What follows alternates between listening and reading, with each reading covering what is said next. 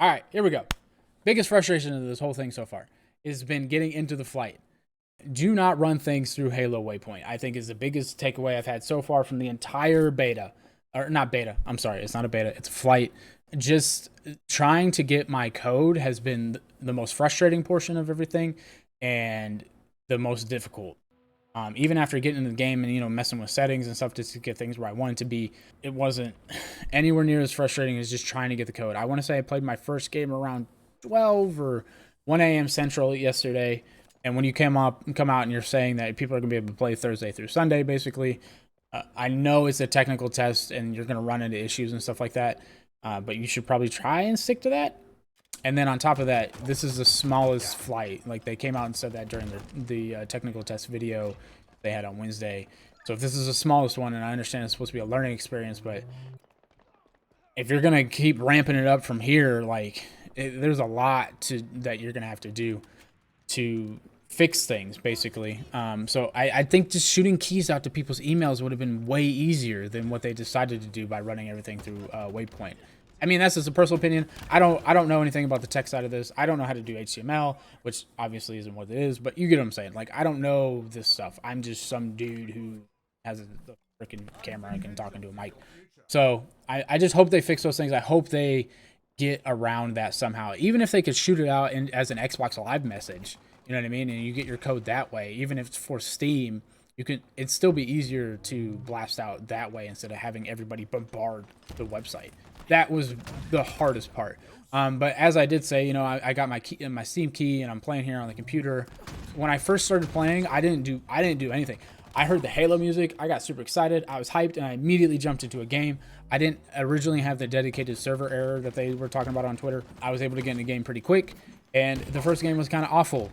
The default field of view is set at 70. And as of right now, every time you go back into the game, I have to reset it from 70 to 120. When it was set at 70 and I hadn't fixed my minimum and maximum frames yet, the game felt awful.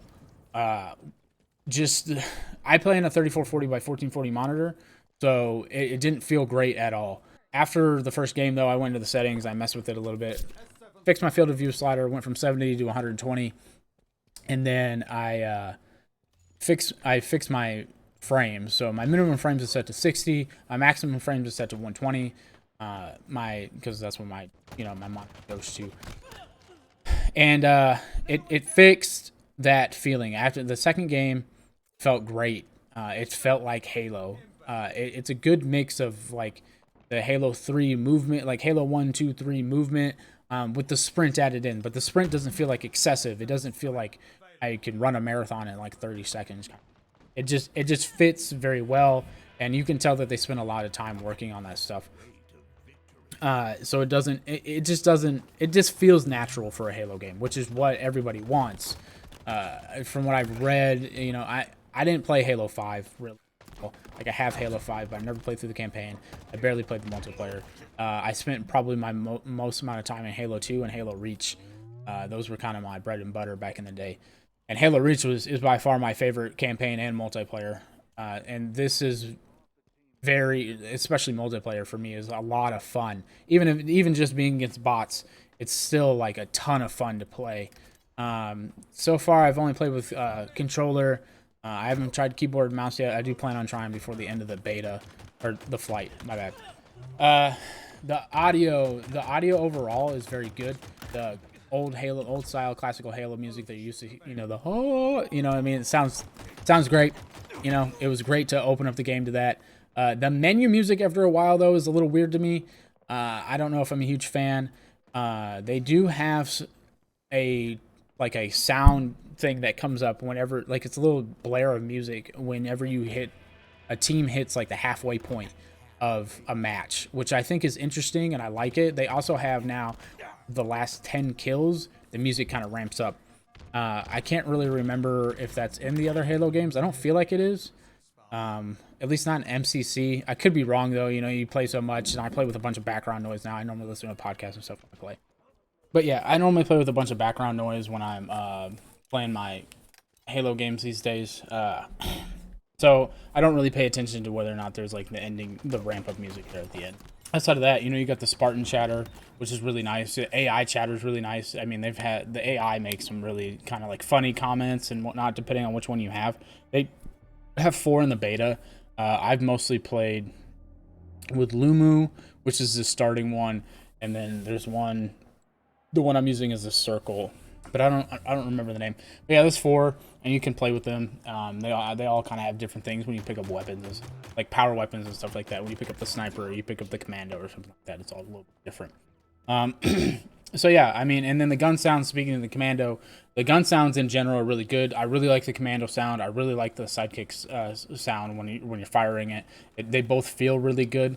And they sound the way they should. And they're both fun guns. I think the commando needs a little bit of a buff probably, but the sidekick feels perfect for where the game is at right now. That could obviously change as time goes on. So, but speaking of the weapons, you know, you got weapon pool. It's a pretty sizable pool for the beta. I mean, you're only playing on one little small map that's 4v4. So, and you only have like a few power weapon. Well, you have one like true power weapon spot, right? The other spots are more just like your battle rifles or your needler or something like that. The middle of the map is where you'll get your skewer and then the sniper rifle. I guess if you want to consider the heat wave and the shotgun a power weapon, I mean that's up to personal opinion. But they have like a pretty good like range of things you can play with. It doesn't seem so from what I've seen so far, they don't have like the traditional Halo Reach DMR. I'm not really sure if that's even in Halo 5. I don't think it is. But the battle rifle feels really good. It's probably a little bit overpowered overall. It's because you pick up that battle rifle and you start going to town on those bots. But yeah, there's just plenty to play with. Playing with the skewer is a lot of fun. They have the Ravager in the shooting range, but I haven't seen it actually spawn in a multiplayer match yet. They did update with a new map earlier today, so that I haven't been able to play yet. So could be there. But yeah, the weapon pool is really cool, especially because I know that there's more weapons coming. So it's exciting, right? There's plenty to play with. I would say the only one I don't like is basically the Covenant battle rifle. 3 shots. I don't like that one at all. It seems like I have to kind of lead people to fire it because the projectiles are so slow. So I'm not a huge fan of that. The time to kill in the game feels, I mean, it feels fine. I don't feel like I don't feel like Spartan or like the bots are too overpowered. It's not hard. Like it makes sense. It doesn't feel like I'm playing the Division or something like that where they're just like bullet sponges or anything like that. And they don't drop, you know, as if I was playing like a hardcore mode or whatever. Shoot them in the toe and they die. It's very good. I enjoy it. I have heard that I guess on Reddit and stuff, people are complaining about the sniper rifle and that it feels weird. As somebody who only plays team snipers basically on NCC now, other than when I'm playing with other people, I think the sniper feels fine. You know, it took me a couple rounds in the shooting range to like really narrow it down, but it didn't take a whole lot. It sounds good. It does have a big kick though. They got a lot of recoil, I feel like, on it right now, which is fine. I mean, it's a power weapon and it's got 4 shots. It's got to have a little bit of drawbacks, which right now seems to be the recoil, and then the reload time feels really long. It's not like actually super long, but it feels really long when you're playing and stuff like that. So now some of the things that people might not like, and they talked about this in the technical preview, right, is that there's no assassination animations that are going to be in the game at launch. I mean, that's a personal preference thing. It's a cool mechanic, right? But it's not necessary for the game to be good.